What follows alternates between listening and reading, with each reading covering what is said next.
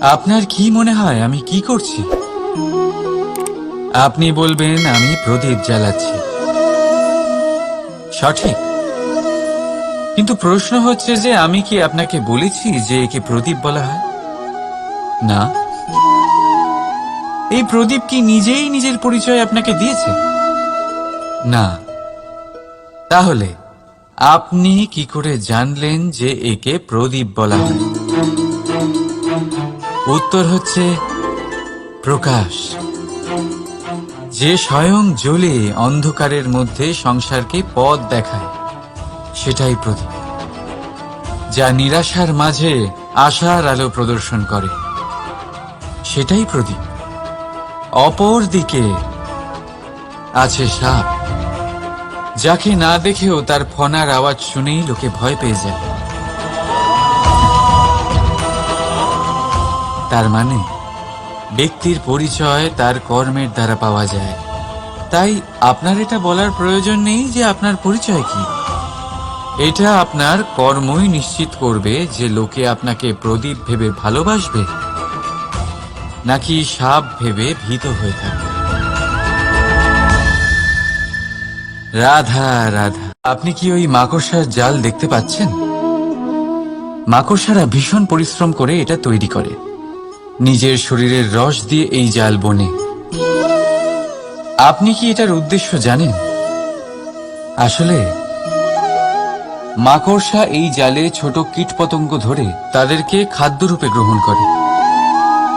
কিন্তু আপনি কি এই কথা জানেন যে একদিন মাকড়সা নিজেই নিজের জালে জড়িয়ে মৃত্যুবরণ করে থাকে? বলুন কি করেন আপনি এই জাল দেখতে পেলে? দেখতে পেলেই মুছে ফেলেন এর অস্তিত্ব, তাই না? তেমনি অন্যদিকে পাখির বাসা। পাখিরাও ভীষণ পরিশ্রম করে এটা তৈরি করে। কিন্তু যদি পাখি একদিন এটা ছেড়ে চলে যায়, তাহলেও লোকে এটা নষ্ট করে দেয় না। কারণটা কি? এর কারণ হলো এর নির্মাণ জীবন সঞ্চারের জন্য করা হয়েছিল, নষ্ট করার জন্য নয়। তাই মনে রাখবেন, জীবনে আপনার পরিশ্রম যতই বেশি হোক না কেন, যদি আপনার লক্ষ্য শুভ না হয়, তাহলে আপনারও বিনাশ নিশ্চিত। তাই সৃজন করতেই থাকুন আর মুগ্ধ হয়ে বলুন রাধা রাধা। সময় কত বিচিত্র হয়। সময় আমাদের পক্ষে থাকলে আমরা নিজেদের রাজা মনে করে নিই, আর সেই সময় যদি বিপক্ষে চলে যায়, তাহলে নিঃস্ব হতে সময় লাগে না। তাই মানুষের একটা অভ্যেস আছে, খারাপ সময়ের জন্য কিছু সঞ্চয় করা। আত্মীয়, বন্ধু খারাপ সময় পাশ থেকে সরে যায়। যশ, মান প্রতিকূল সময় চিরস্থায়ী হয় না। তাই মানুষ মনে করে অর্থ সঞ্চয় করাই শ্রেয়। অর্থের কোনো হৃদয় নেই যা সময়ের সাথে পরিবর্তিত হবে। সংসার বলে সর্বদা অর্থ সঞ্চয় করতে থাকুন। খারাপ সময় অবশ্যই কাজে লাগবে, কিন্তু আমি বলবো শুভ কর্ম করতে থাকুন, আনন্দে থাকুন, নিজের ওপর আর ঈশ্বরের ওপরে বিশ্বাস রাখুন। খারাপ সময় কখনো আসবেই না। রাধা রাধা। প্রকৃতি মানুষকে এক বিশেষ শক্তি দিয়েছে, অন্য জীবের থেকে বেশি শক্তি দিয়েছে। স্মরণ শক্তি। এই শক্তি মানুষকে অন্য জীবের থেকে ভিন্ন করে, ইতিহাস রচনা করার প্রেরণা দেয়, জ্ঞানকে বংশানুক্রমে এগিয়েও নিয়ে যায়। আর যারা ভুলে যান, অধিকাংশ সময় তারা উপহাস আর দয়ার পাত্র হয়ে যান। কিন্তু এটাই কি প্রকৃত রূপে সত্য? না। এই স্মরণ শক্তি মানুষের বিকাশের সব থেকে বড় বাধা হয়ে দাঁড়ায়, তার মনকে দূষিত করে দেয়। খারাপ অভিজ্ঞতা, কারোর করা বিশ্বাসঘাতকতা, কারোর কটাক্ষ বেশিরভাগ মানুষই ভুলতে পারেন না, আর তারপর প্রতিশোধ নিতে উদ্যত হন। প্রথমে সময় নষ্ট করেন প্রতিশোধের প্রস্তুতিতে, আর তারপর সময় নষ্ট করেন প্রতিশোধ নেওয়ার সুযোগ খুঁজতে। যদি সন্তুষ্টি পেতে চান, যদি জীবনে আনন্দ পেতে চান, তাহলে স্মরণ শক্তির সদ্ব্যবহার করুন। নিজের স্মরণ শক্তিকে চালনা করুন শুধুমাত্র ভালো কথা আর ভালো স্মৃতির দিকে। জীবনে আনন্দ পাবেন। রাধা রাধা। মানুষ নিজের পরিবারের জন্য কত কিছুই না করে, দিন রাত পরিশ্রম করতে থাকে যাতে তার পরিবারের প্রয়োজন পূরণের জন্য অর্থ রোজগার করতে পারে। কিন্তু শুধু অর্থ রোজগার করাটাই কি যথেষ্ট? আপনি বলবেন, হ্যাঁ নিশ্চয়ই, অর্থ দিয়ে সব কিছু পাওয়া যায়, বিদ্যা পাওয়া যায়, বাড়ি পাওয়া যায়, ওষুধ পাওয়া যায়, আর কত কিছুই না পাওয়া যায়। এই সব একটা পর্যায় পর্যন্ত সঠিক, কিন্তু একটু মন দিয়ে ভেবে দেখুন, যখন কোনো শিশু অসুস্থ হয়ে পড়ে তখন সে ওই তিক্ত ওষুধ কেন খেয়ে নেয়? এই জন্য কারণ ওর পিতা সেই ওষুধ অর্থ দিয়ে কিনেছে? না, বরং এই জন্য কারণ তার পিতা যে তার সামনে দাঁড়িয়ে, তার উপরে তার বিশ্বাস আছে। বিশ্বাস আছে যে উনি তার কিচ্ছু হতে দেবেন না। এই বিশ্বাস, এই সংস্কার, এই শিক্ষা কখনো অর্থ দিয়ে পাওয়া যায় না। এটা পাওয়া যায় সেই সময় থেকে যা মাতা পিতা তাদের সন্তানের সাথে কাটিয়েছেন। তাই জীবনে অর্থ অবশ্যই উপার্জন করুন, কিন্তু নিজের পরিবারকেও সময় দিন, আনন্দ পাবেন। রাধা রাধা। বিরোধিতা এমন এক শব্দ যা শুনে আমরা সবাই ভয় পেতে থাকি। যদি কেউ আমাদের বিরোধিতা করে তা আমাদের সহ্য হয় না। আমরাও কারোর বিরোধিতা করে কোনো শত্রুতা করতে চাই না। এই ধরনের ভাবনা আমাদের মনে আসতেই থাকে। কিন্তু বিরোধিতা, এই শব্দ আপনার শান্তির জন্য, আপনার সুখের জন্য কতটা গুরুত্বপূর্ণ তা আপনারা জানেন না। তাই যদি কাল এসে কেউ আপনার বিরোধিতা করে, তখন সবার আগে নিজেকে যাচাই করুন। আপনি কি ভুল করেছেন? আপনার দোষ কি? নিজের মধ্যে কি ত্রুটি আছে সেটা বোঝার চেষ্টা করুন, নিজেকে সংশোধন করার চেষ্টা করুন, তারপর দেখুন বিরোধিতার এই আগুন আপনাকে স্বর্ণ থেকে কুন্দন বানিয়ে তুলবে। বলা হয় এই সংসারে খারাপ বেড়েই চলেছে, কিন্তু তার কারণ এ নয় যে খারাপ মানুষ বেড়ে চলেছে। তার কারণ হলো যে ভালো মানুষ, যাদের ভালো চিন্তা, ভালো বিচারধারা আছে, তারা খারাপের বিরোধিতা করতে পারে না। যদি আপনার সম্মুখে কোনো খারাপ কর্ম হয়, তাহলে তার বিরোধিতা করতে সংকোচ করবেন না, কারণ বিরোধিতার এই আগুন মন্দকে পিছুপা হতে অবশ্যই বাধ্য করে। রাধা রাধা। জীবনে আপনি এরকম মানুষও দেখবেন যারা এটা বলে, ভাবে, নিজেকেও বলে যে উনি সেই এমন ব্যক্তি যার মতো আমি হতে চাই। ঠিক আছে, কারোর থেকে প্রেরণা নেওয়াটা কোনো ভুল নয়, কিন্তু কখনো কখনো এই প্রেরণা গুরুত্বহীন হয়ে যায়, আর আমরা শুরু করে দিই সেই ব্যক্তিকে নকল করতে। এখানেই থেমে যায় আমাদের উন্নতি। এবারে দেখুন, সংসারে শত কোটি রঙের ফুল আছে, কিন্তু তারা কখনো একে অপরকে নকল করে না। নকল করে না তাদের রং, নকল করে না তাদের সুগন্ধ। তাহলে আমরা করি কেন? প্রতিটা ব্যক্তির মধ্যে কোনো না কোনো প্রতিভা অবশ্যই থাকে, যা ফুটিয়ে তোলার সঠিক সময়ও আমাদের কাছে থাকে, কিন্তু সেই মানুষ সেই প্রতিভা নির্মাণ করার পরিবর্তে সময় নষ্ট করে অন্য কারোর মতো হওয়ার জন্য, কাউকে নকল করার জন্য। এটা করবেন না। সময়কে ব্যবহার করুন নিজের অস্তিত্ব নির্মাণ করার জন্য, কারণ কারোর ছায়া হওয়ার থেকে ভালো আপনি কারোর জন্য প্রেরণা হয়ে উঠুন। রাধা রাধা। আমরা সকলে পাথুরে রাস্তা এড়িয়ে চলি, কারণ এই পথের পাথর আমাদের যাত্রা আরো কঠিন করে তোলে, আমাদের পা আহত করে দেয়। কিন্তু একটা গুরুত্বপূর্ণ কথা আমরা ভুলেই যাই, এই কঠিন পথই না শুধু আমাদেরকে নিজেদের দুর্বলতার সাথে পরিচয় করায়, বরং আমাদের শক্ত হওয়ার প্রেরণাও দিতে থাকে। সময়ের সাথে ঠিক এমনটাই হতে থাকে। সবাই ভালো সময়ের অপেক্ষা করতে থাকেন, ভালো সময়ের জন্য পরিশ্রম করেন, তার জন্যই চিন্তা করেন, কিন্তু ভুলে যান যে ভালো সময় বহুবার আমাদের বিবেক নষ্ট করে দেয়।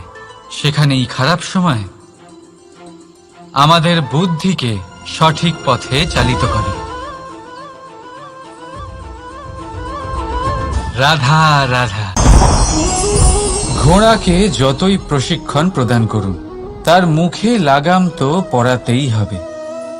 একজন ভালো চালক সেই ঘোড়ার লাগাম মাঝে মাঝে টেনে ধরে, তাকে সঠিক পথে চালিত করতে, যাতে সেই ঘোড়া দিগ্ভ্রান্ত না হয়। এবার একটু ভাবুন, ঠিক এরকমই হয় আমাদের মন। যদি এটা বিবেকের লাগাম দিয়ে মাঝে মাঝে আমরা টেনে না ধরি, তাহলে আমাদের এই মন দিগ্ভ্রান্ত হতে পারে। আর যদি আপনি আপনার লক্ষ্যে পৌঁছতে চান, তখন মনের এই লাগাম মাঝে মাঝে আপনাকে অবশ্যই টেনে ধরতে হবে, কারণ বিবেকের এই পথ প্রদর্শনই আপনাকে ভালোভাবে আপনার লক্ষ্যে পৌঁছে দেবে। মনে রাখবেন, আর আমার সাথে ভালোবেসে বলবেন, রাধা রাধা। আপনি কখনো জাঁতা কল দেখেছেন? তাতে গম পেশা হয়। গমকে এমন ভাবে পেশা হয় যাতে আমরা তা খেতে পারি, জীবিত থাকতে পারি। আর যদি আপনি মন দিয়ে দেখেন, তাহলে কলের নিচের অংশ কখনো ঘোরে না, শুধুমাত্র উপরের অংশই ঘোরে। আর তবেই তা গম পিষতে পারে, আর তবেই রুটি তৈরি হতে পারে। কিন্তু ভেবে দেখুন, যদি কলের দুটো অংশই ঘুরতে থাকে, তাহলে কি হবে? তা গম পেশার বদলে একে অপরকে পিষে নিজেদের অস্তিত্ব শেষ করে দেবে। তাই জীবনে কোনো কাজ যখন মন আর মস্তিষ্ক মিশিয়ে করা হয়, তখনই তা সম্পন্ন হয়। কিন্তু যখন বিষয় হলো ভক্তির, তখন মস্তিষ্কের যুক্তির মৌন থাকা প্রয়োজন। আর যখন বিষয় হলো কর্ম আর ন্যায়ের, তখন মনের আবেগের মৌন থাকা প্রয়োজন। তাই মন আর মস্তিষ্কের এই সম্মিলনে সতর্ক থাকবেন। একসাথে অবশ্যই চলবে, কিন্তু একে অপরের বাধা যেন না হয়ে দাঁড়ায়। রাধা রাধা। আমি একটা এমন শব্দ যার অনেকগুলি মানে হয়, যার আসল অর্থ হল অহং। যদি আপনি কথা বলেন সৃষ্টির নির্মাণ নিয়ে, তাহলে আমি ব্রহ্মদেব হয়ে সৃষ্টির নির্মাণ করবে। যদি আপনি কথা বলেন প্রলয়ের, তাহলে সেই আমি মহাদেব হয়ে বিনাশ করবে। এই আমি সঙ্গতিপূর্ণ, কিন্তু শুধু ততক্ষণ যতক্ষণ আপনি এটা সবার সাথে ভাগ করছেন। কিন্তু আমরা বহুবার এর মানে বুঝতে পারি না। এই অহংকে সীমিত করে দিই একটা ব্যক্তি অবধি, শুধু নিজে।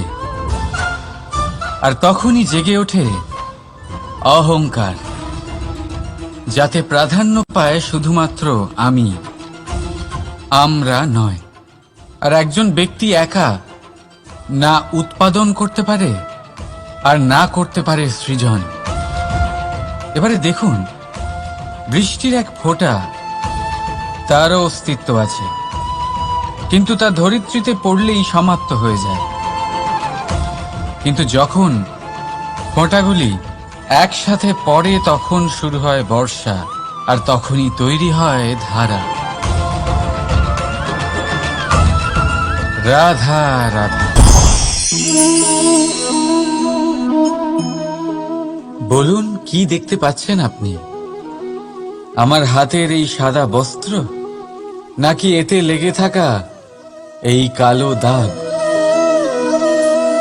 এবারে সত্যি কথা বলতে কি, আপনার নজর সবার আগে এই কালো দাগের ওপরে গেছে। ঠিক আছে, এমনই তো হয়। ভীষণ কম মানুষ থাকেন যারা ভাবেন কোনো ব্যক্তি ভীষণ পরিশ্রম করে এই বস্ত্র ধুয়েছেন, এটা শুকিয়েছেন। বেশিরভাগ মানুষের নজর যায় এই দাগের ওপরে, ভাবেন যে এটা কি করে লাগলো। কিছুটা এরকমই হয় আমাদের ব্যক্তিত্বের সাথে। আমাদের শুভ কর্মের ওপরে আমাদের একটা খারাপ কর্ম ভারী মনে হয়। এবারে ভাবুন, যদি আমি চন্দ্রের কথা বলি, তাহলে তার শীতল আলো দেখার পূর্বে তার কলঙ্ক লক্ষ্য করেন, সেই চাঁদে লেগে থাকা কালো দাগ দেখে নেন। সেই জন্যই বিশেষ করে যারা শুধুমাত্র শুভ চিন্তা করেন আর উপকারী কর্ম যারা করেন, তাদের আমি বলবো সাবধানে থাকবেন, কারণ আপনার একটা খারাপ কর্ম চিরকালের জন্য উদাহরণ হয়ে দাঁড়াবে। রাধা রাধা। সাফল্য। যদি আপনাকে জীবনে সাফল্য পেতে হয়, তাহলে আপনি একাধিক মানুষ পাবেন যারা একাধিক উপায় বলবে আপনাকে সাফল্য পাওয়ার। দীর্ঘ সময় ধরে পরিশ্রম, চেষ্টা, নির্ধারণ, নিষ্ঠা এই বিষয়ে ভাষণ দিতে থাকবেন। একাধিক রকমের উদাহরণ আপনার সামনে তুলে ধরবেন। কিন্তু আমার এটা মনে হয়, আমরা কেন সেই বিষয়ে কথা বলি না যা মানুষকে অসফল করে তোলে? শুধু দুটো ব্যাপার অসফল হওয়া নিশ্চিত করে। শুধু দুই ধরনের মানুষ বেশিরভাগ অসফল হন। প্রথম তারা যারা ভাবে অনেক কিছু কিন্তু কিছুই করে না, আর দ্বিতীয় তারা যারা অনেক কিছু করতে থাকে কিন্তু ভাবনা চিন্তা না করে। ভাবনা আর কর্ম, এদের মাঝে সামঞ্জস্য রাখা খুব জরুরি। যদি এটা থাকে, তাহলে জীবনে কখনো অসফল হবেন না। রাধা রাধা। আপনি অনেককে এই কথা নিশ্চয়ই বলতে শুনেছেন, এই ব্যক্তির দৃষ্টিতে দম্ভ আছে, এই ব্যক্তির চোখের ওপর অহংকারের পর্দা পড়ে আছে, ইত্যাদি ইত্যাদি। চলুন, আমি আপনাকে একটা প্রশ্ন করছি। আপনি দেখেন কি দিয়ে? দৃষ্টি দিয়ে নাকি দৃষ্টিভঙ্গির সাহায্যে? ভাবুন। চিন্তায় পড়ে গেলেন নিশ্চয়ই। দৃষ্টি যে কোনো বস্তুর বা যে কোনো মানুষের শুধু বাইরের রূপটা দেখায়, যেখানে দৃষ্টিভঙ্গি আপনাকে সোজা আসল পরিচয়ের সাথে সাক্ষাৎ করায়। উদাহরণ হিসেবে চন্দ্র। চন্দ্র আমরা সবাই দেখেছি। বহু মানুষ আছেন যাদের চন্দ্র অত্যন্ত সুন্দর লাগে, আবার কিছু মানুষ এমনও আছেন যারা এই চন্দ্রের মধ্যেই দাগ খুঁজে বার করেন। এই হলো দৃষ্টিভঙ্গি। যদি নিজের দৃষ্টিভঙ্গিতে প্রেম রাখেন, ভালোবাসা রাখেন, সম্ভ্রম রাখেন, তাহলে তার বদলে আপনিও প্রেম আর সম্মান অবশ্যই পাবেন।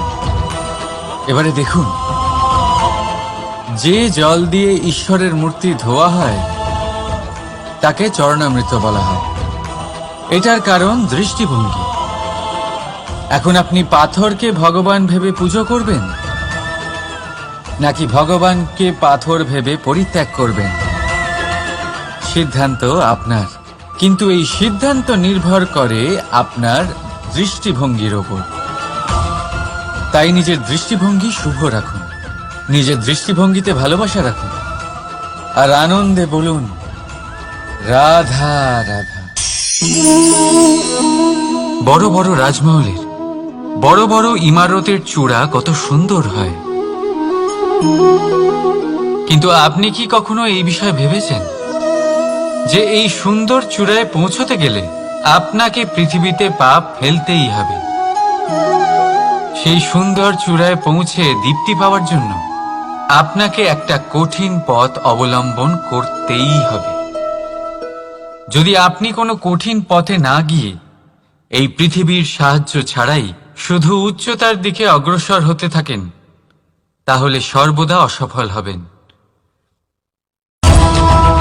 সেই জন্য নিজের স্বপ্ন পূরণের এই যাত্রাতে নিজের পথ কখনোই হারাবেন না, নিজের পথ থেকে সরবেন না। যদি এমন করেন তাহলে তো আপনার স্বপ্ন পূরণ হবেই না, তার সাথে আপনি নিজের পথও হারাবেন। রাধা রাধা। কৌতুক অর্থাৎ হাসি, এটা জীবনে কতটা গুরুত্বপূর্ণ। আমরা সর্বদাই হাসতে চাই, আমরা সর্বদা অন্যের মুখে এই হাসি দেখতে চাই। কিন্তু এই কৌতুক অনেক প্রকারের হয়, আর এই কৌতুকের ভিত্তি কি সেটাও খুব গুরুত্বপূর্ণ। কৌতুক কেবল তখনই পাবেন যখন তা শুদ্ধ মন থেকে আসবে। কৌতুক তখনই পাবেন যখন তা সামনের জনকেও হাসিয়ে তার কষ্ট হরণ করবে। এবারে যদি কৌতুক হিংসার থেকে বেরোয়, তখন তা কটাক্ষ হয়ে যায়, সামনের মানুষের মনে আঘাত করে। তারপরে সে তৈরি থাকে যে কখন আপনার উপরে আবার প্রহার করতে পারবে। তাই যদি হাস্য কাউকে ছোট করার জন্য হয়, তা হাস্য নয়, উপহাস হয়ে যায়। আর তা সামনের জনকে আনন্দ নয়, শুধু অপমান দেবে। আর অপমানিত ব্যক্তির মন তিক্ত হয়ে থাকে। তাই মনে রাখবেন যে এই কৌতুক যেন কৌতুকই থাকে, তা উপহাস বা কটাক্ষ না হয়ে যায়। রাধা রাধা। যা আপনি করতে পারবেন না, কিন্তু এই মন কি? এটা বোঝানো যায় দুটো শব্দের মাধ্যমে, দুটো সহজ শব্দ। প্রথম, একজন কুশল সেবক।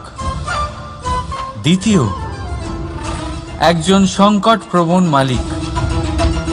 যদি আপনার এই মন আপনার নিয়ন্ত্রণে থাকে, তাহলে সে হলো আপনার সেবক। তাই আপনার অস্তিত্ব আছে। কিন্তু যদি আপনার মন আপনার কর্মের ওপরে নিয়ন্ত্রণ করে, তাহলে এই মন আপনার মালিক, আর তখন আপনার বিনাশ নিশ্চিত। তাই নিজের এই মনকে নিয়ন্ত্রণে রাখুন, কিন্তু ভালোবেসে। আসুন আমার সাথে আনন্দে বলুন রাধা রাধা। এই সূঁচ দেখতে পাচ্ছেন আপনি? এটা শুদ্ধ লোহা দিয়ে তৈরি, বস্ত্র সেলাই করার কাজে লাগে, অস্ত্রোপচারে কাজে লাগে। কিন্তু আপনি কি কখনো ভেবে দেখেছেন এই সূঁচ কিভাবে তৈরি হয়? লোহার এক বড় অংশকে পিটিয়ে পিটিয়ে টেনে টেনে তাকে পাতলা বানানো হয়। এরপরেই আমরা পেয়ে থাকি সূচ। ভাবুন, যদি লোহার টুকরোতে অনর্গল প্রহার করার ফলে একটা লোহার টুকরো সূচে পরিণত হয়, তাহলে আমাদের জীবনে অনর্গল চেষ্টা করার ফলে জীবনের সমস্ত অংশকে আমরা কত প্রভাবশালী কাজে পরিণত করতে পারি। শুধু প্রয়োজন দৃঢ় নিশ্চয়তা। তাহলে আসুন আমার সাথে ভালোবেসে বলুন, রাধা রাধা। বিশ্বাস, জীবনে বিশ্বাস কতটা গুরুত্বপূর্ণ। একজন স্ত্রী তার স্বামীর হাত ধরে যে কোনো জায়গায় যেতে পারেন, এর কারণ হলো বিশ্বাস। তার নিজের স্বামীর ওপরে বিশ্বাস আছে। যখন একজন মা তার ছোট বাচ্চাকে কোলে তুলে হাওয়ায় ওঠায়, তখন সেই বাচ্চা ভয়ভীত হয়ে যায় না। তার কারণ হলো বিশ্বাস। তার বিশ্বাস আছে যে তার মা তার কিচ্ছু হতে দেবে না। এক বৈদ্যের দেওয়া ঔষধ সন্তান কিছু না বুঝে শুনেই খেয়ে ফেলে। সেই বৈদ্যের জ্ঞানের বিষয়ে তার কোনো ধারণাই থাকে না। শুধু নিজের পিতার উপরে বিশ্বাস আছে যে তার পিতা তাকে খারাপ কিছুই দেবে না। যখন এই সংসারের প্রতিটা বন্ধন বিশ্বাসের উপরে দাঁড়িয়ে আছে, তাহলে কেন এই বিশ্বাসকে আমরা জীবনে আনতে পারি না? আপনি নিজেই দেখুন, এই বিশ্বাস নিজের জীবনে এনে দেখুন, সবকিছু আরো সুন্দর হয়ে যাবে। তাই ভালোবেসে বলুন, রাধা রাধা।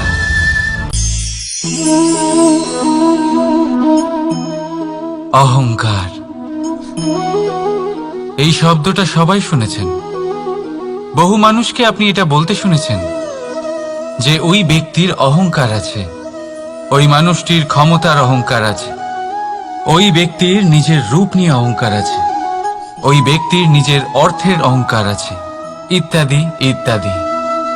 কিন্তু এই অহংকার, এর অস্তিত্ব হয় কি করে? এবারে একবার এই হাতটা দেখুন। যদি এই হাতের 5 আঙ্গুল উঠে দাঁড়ায়, আশীর্বাদ। আর যদি এই হাতের 5টা আঙ্গুল একসাথে মুঠো হয়ে যায়, শক্তি। সংকটের বিরুদ্ধে ঢাল। কিন্তু এই একটা আঙ্গুল সংকটের কারণ হয়ে দাঁড়াতে পারে। এই একটা আঙ্গুল শত্রুকে আহ্বান জানায়। এবার অহংকার বলে এই শব্দটাই দেখে নিন। আমাদের থেকে আলাদা হয়ে গেলে হয় অহং। অহং অর্থাৎ ব্যক্তির মনে হয় যে সে আপনদের থেকে, নিজের বন্ধুদের এবং সঙ্গীদের থেকে, নিজের পরিবারের থেকে অনেক উপরে, অনেক শ্রেষ্ঠতর সে। কিন্তু মনে রাখবেন, এই অহংকার কোনো ব্যক্তির অস্তিত্বের বিনাশের প্রথম ধাপ। তাই ঝেড়ে ফেলে দিন এই অহংকারকে, আর বিশ্বাস করুন আমাদের ওপর, কারণ তখনই আপনি শান্তি পাবেন। আর সেই শান্তির সাথে বলে উঠবেন, রাধা রাধা।